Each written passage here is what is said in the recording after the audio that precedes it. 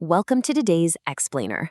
We're talking about something that sounds like pure bureaucratic red tape, but is actually the ultimate key to unlocking your international plans, securing an apostille for Virginia birth certificate. If you're planning to move, work, study, or even get married overseas, you absolutely need to know how to navigate this process. So let's get right into it. Imagine flying across the world for a massive life event. Maybe you're finalizing an international adoption or registering your marriage in a gorgeous foreign country. You step up to the official's desk, hand over your pristine Virginia birth certificate, and they reject it. Completely invalid. You're thousands of miles from home and your plans are instantly on hold. Why? Because you didn't have the proper international authentication attached to it. It's a total nightmare scenario, but luckily one that is entirely preventable. So, to keep you out of that nightmare, here is our roadmap for today. We'll cover what an apostille actually is, how to prepare your birth certificate, the application process, avoiding those dreaded rejections, and your next steps. All right, diving right into part one. What is an apostille? Think of it like a universally accepted VIP pass for your paperwork. Created under the 1961 Hague Convention, an apostille is a standardized certificate that gets permanently attached to your public document. Now, it doesn't verify that the facts on your birth certificate are true. Instead, it proves that the signature, the official's title, and the seal stamped on it are 100% legit. In Virginia, the absolute only office with the authority to issue this is the Secretary of the Commonwealth's Authentication Division in Richmond. And your destination country entirely dictates your game plan here. If you're heading to a country that is part of the Hague Convention, you need an apostille. Boom, single-step state validation, and you're ready to roll. But if you're going to a non-Hague nation, well, buckle up for the Great Seal certification. That's a much more complex multi-step dance requiring federal authentication at the U.S. State Department and then embassy legalization. Knowing your destination is literally step one. Moving on to step two, preparing your birth certificate and getting it right. Listen closely, because you cannot just grab that crinkled, faded birth certificate out of your filing cabinet. Virginia is super strict about this. First, it has to be an original, certified copy from the Virginia Department of Health or an authorized local DMV. Second, and this is a huge one, it must be issued within the last 12 months. Why? Because the state needs to guarantee the official signature is currently active in their system. And third, those adorable hospital keepsake records with the baby footprints, no way. Those are strictly prohibited. So if you need a fresh copy, you've actually got a few options. Walk into a VDH office or local DMV and you'll walk out same day for $15. Doing it online through the VDH portal is also $15, but takes about 2 weeks. In a rush and don't want to leave the house? VitalCheck is the authorized third-party portal. They offer expedited shipping, but the base fee is slightly higher at $20.80. Or go old school with a standard mailed paper app for $15, which takes about 4 weeks. Okay, massive warning right here. This trips up so many people. Virginia law strictly prohibits the notarization of vital records. Your birth certificate is already a self-certifying document. If you take it to a local notary and they stamp it, you've essentially engaged in authorized alteration. The state will immediately invalidate it, and you'll have to start all over by buying a brand new one. Just don't do it. Okay, you've got your fresh, unnotarized certificate.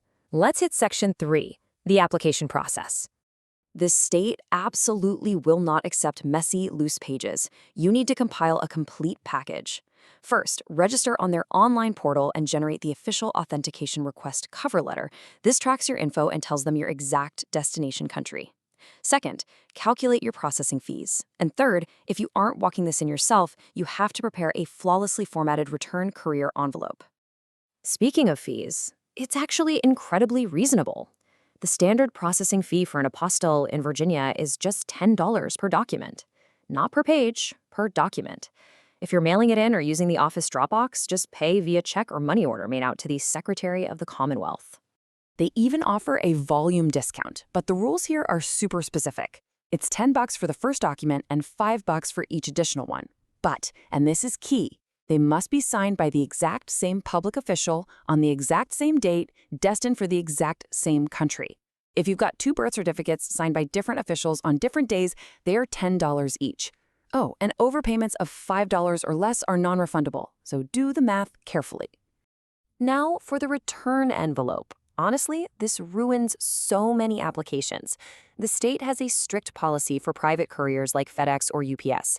You, the applicant, absolutely must be listed as both the sender and the recipient on the shipping label. under no circumstances can you list the state office as the sender. If you do, FedEx and UPS will reject the shipment, and the state will just dump your original, precious, vital record into standard, untracked mail. Don't risk it getting lost. So what kind of timeline are we looking at? Drop it in their Richmond office Dropbox, you're looking at 5 to 7 business days. Standard mail or private courier, give it about 7 to 10 business days. But if you're in an absolute panic, local residents can book an in-person appointment for same-day processing while you wait. Just remember, the online booking portal strictly opens on Fridays at 10 a.m. for the following week, and they cap you at 10 documents per appointment. All right, Section 4, Avoiding Common Rejections. Let's make sure you don't hit any of these frustrating roadblocks. We've already talked about the 12-month rule and the strict ban on notaries, but what else will get your application instantly bounced? Photocopies. Do not send a scan or a digital printout. They need the original physical copy with the raised seal. Also, if your document is torn, taped up, or visibly damaged, they will reject it.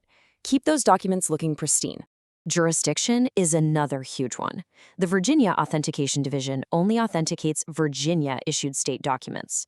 Born in Maryland? Virginia can't help you. You have to go to the Maryland Secretary of State.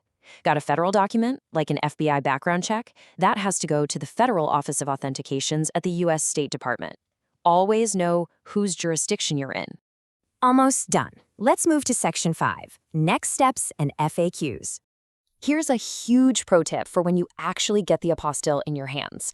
Often foreign countries require a translation. Sequencing is everything here. Never, ever translate the birth certificate before you get the apostille attached to it. The apostille is its own formal legal document with unique text and tracking numbers. The correct sequence is get the certificate, get the apostille permanently stapled to it by the state, and then hand that entire unified package to a certified translator. What if you have legal amendments, like an adult adoption or a name change? You have to handle all of that officially with Vital Records first. The state registrar will issue a certified amended birth record. But keep in mind, even an amended certificate has to follow that strict 12-month recency rule to be eligible for an apostille. Finalize your domestic legal stuff before going international. Look, if you have some highly specific edge case situation, go straight to the source. You can contact the Secretary of the Commonwealth's Authentication Division directly at 804-692-0114. They are physically located right there in Richmond, Virginia, and they are the ultimate authority on this. Now, a quick but important heads up. While we've packed this explainer with the most accurate, comprehensive info possible to give you a solid roadmap, it isn't a substitute for professional legal advice. International law is incredibly complex, so always consult a legal professional for specific guidance on your unique situation. We've covered a ton of ground today, from the 12-month recency rule to that sneaky return envelope trap. So ask yourself right now, are your documents truly ready to cross borders with you? Don't let a missing staple or an expired signature derail your next massive adventure. Get your ducks in a row, follow these steps, and secure that apostille. Thank you so much for joining me on this explainer, and happy travels.